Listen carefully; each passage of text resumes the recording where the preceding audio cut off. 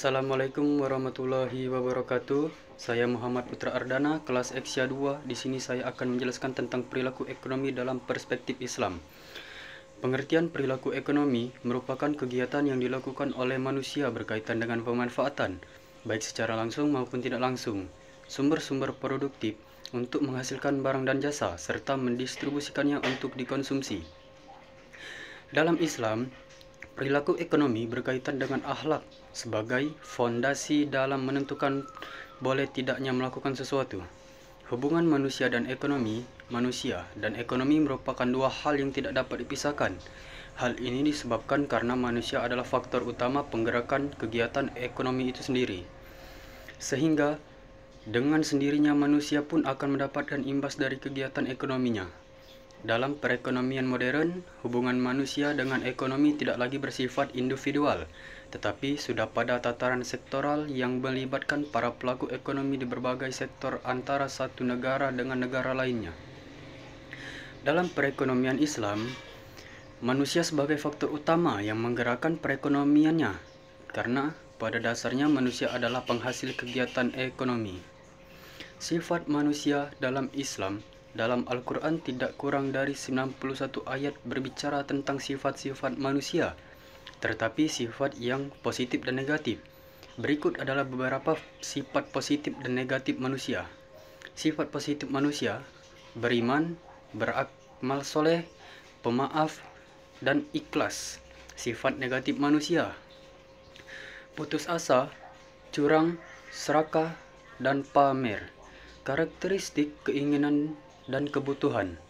Kebutuhan merupakan hal dasar dalam memenuhi keberlangsungan hidup dan bersifat keharusan. Berikut adalah beberapa jenis kebutuhannya. 1. Kebutuhan primer, yaitu kebutuhan yang berkaitan dengan mempertahankan hidup secara layak, seperti dari sandang atau pakaian, pangan atau makan, dan papan tempat tinggal.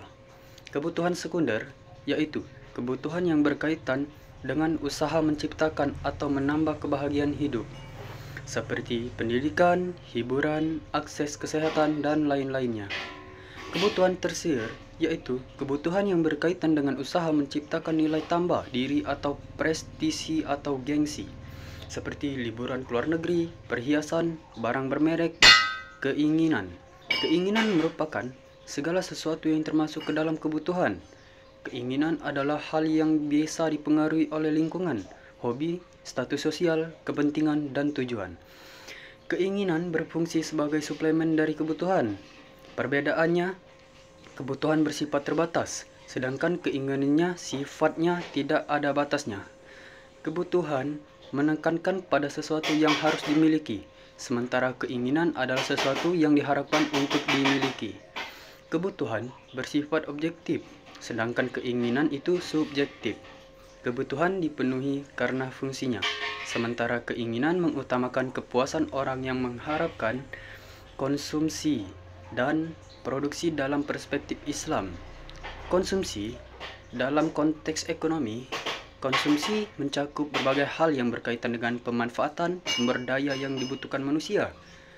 Konsumsi dalam Islam juga diatur terbatas pada proporsionalitas personal karena sifatnya yang sangat relatif. Adapun aturan Islam mengenal bagaimana seharusnya melakukan kegiatan konsumsi adalah sebagai berikut. Tidak boleh berlebih-lebihan atau israf, mengkonsumsi yang halal dan thayyib, mempertimbangkan kebutuhan orang lain.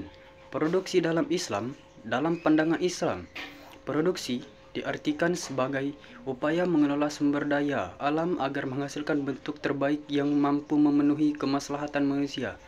Produksi dalam perspektif Islam tidak hanya berorientasi pada maksimalisasi keuntungan meskipun juga tidak dilarang, tetapi kepada menyeimbangkannya antara manfaat individu dan masyarakat berkaitan dengan manfaat kegiatan ekonomi produksi. Dalam ekonomi Islam ada beberapa persyaratan harus dipenuhi, yaitu dibenarkan dalam syariat Islam yang sejalan dengan ketentuan yang ditetapkan dalam Al-Quran, hadis, ijma', dan qiyas. Tidak mengandung unsur-unsur yang dapat membahayakan orang lain. Cakupan manfaat produksi dalam ekonomi Islam meliputi dunia dan akhirat.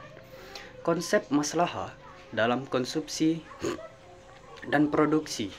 At-Tufi berpendapat bahawa maslahah adalah sebab yang membawa kebaikan, seperti bisnis yang membawa keuntungan.